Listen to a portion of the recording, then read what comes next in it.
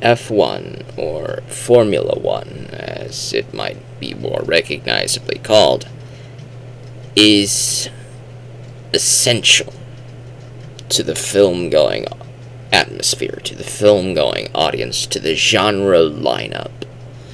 Movies like this should not disappear, but they also should not be made in abundance, because otherwise we would lose our appreciation for them. The reason why movies like F1 work so well is because we've been getting so few of them. Now, that does not mean I think we should stop making as many of them, but I think we should get at least one of them every year, every other year. I think one of the movies for the summer blockbuster season should be like F1. An original title told like this. F1 is not for everybody. It's not for the entire big pie chart.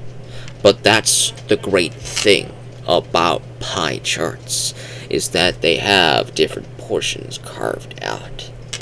Sometimes you can make a film for this portion of your audience, this portion of the pie chart, rather than try to appease everybody and appeal to no one. Sometimes we make movies that appeal to a certain demographic, but that demographic really likes it. They really like it. And they will be loyal to you to come back and watch another one. They were there for Maverick, and then they came back for F1.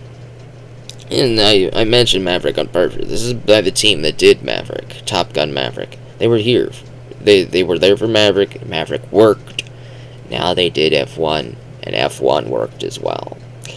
I would weigh them, but I'm not going to compare them. I don't want to. They're both fantastic films, and I think anybody who enjoys movies like Top Gun should watch F1. If you enjoyed Maverick, you're probably more than likely going to enjoy F1. If you're not a racing fan, you may still enjoy F1. I am not a racing fan, especially racing games. I have played a grand total of maybe 4 racing games in my entire lifetime. I own a grand total of 2 racing games in my entire collection. Burnout Paradise and ATV Off-Road Fury 2. Those are the only 2 racing games I've ever owned. I am not a big racing fan. I'm not very competitive. I don't like to be competitive, rather. I can be competitive, but I don't like it, because I don't like the type of person I become when I am trying to compete to be the very best. It's draining, it's aggravating, it makes me angry, it makes me view the competition as less than people, because it's just an obstacle for me to pass. I don't like competition. I don't like it.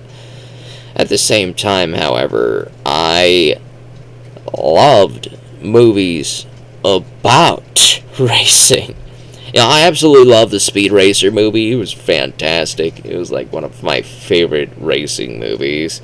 There's another movie that came out in the 60s called Grand Prix, Prix, not the other word. But that movie is fantastic. Absolutely fantastic. Absolutely fantastic. If you want to watch a good racing movie, watch Grand Prix. Watch it. Go watch that movie.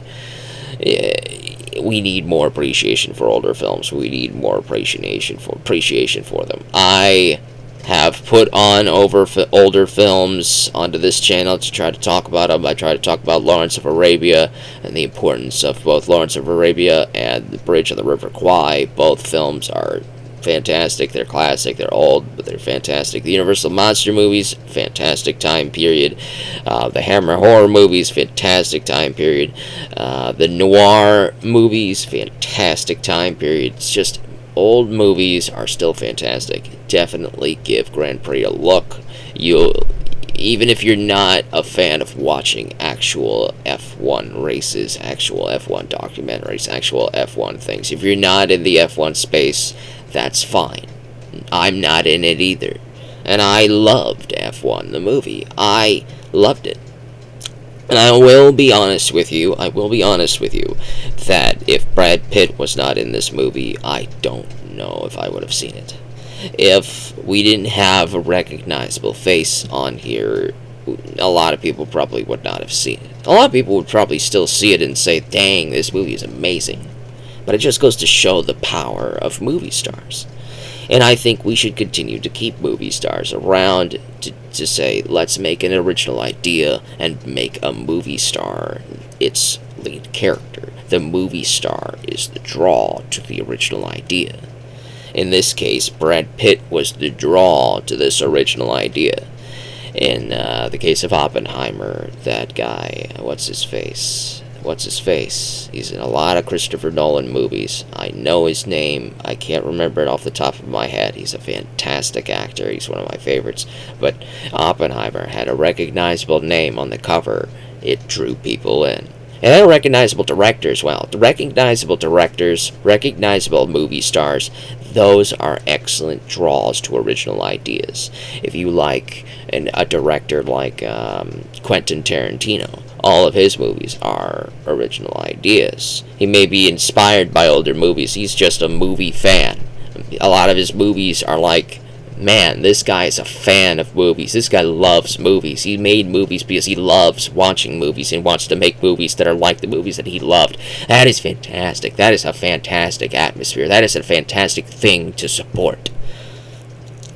And I think putting a movie star on your original idea can help promote more original ideas.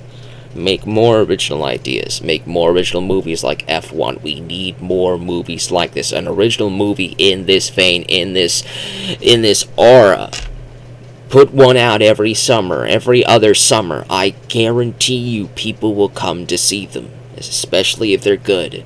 Bring back the era of the movie star promoting the original idea rather than the IP promoting the story. The IP. Oh, we're going to watch Superman because it's Superman. Let's go watch Batman because it's Batman. Why not just put up an original idea and say, hey, I know this guy. Let's watch this. Let's give it a look. Let's see how he does here.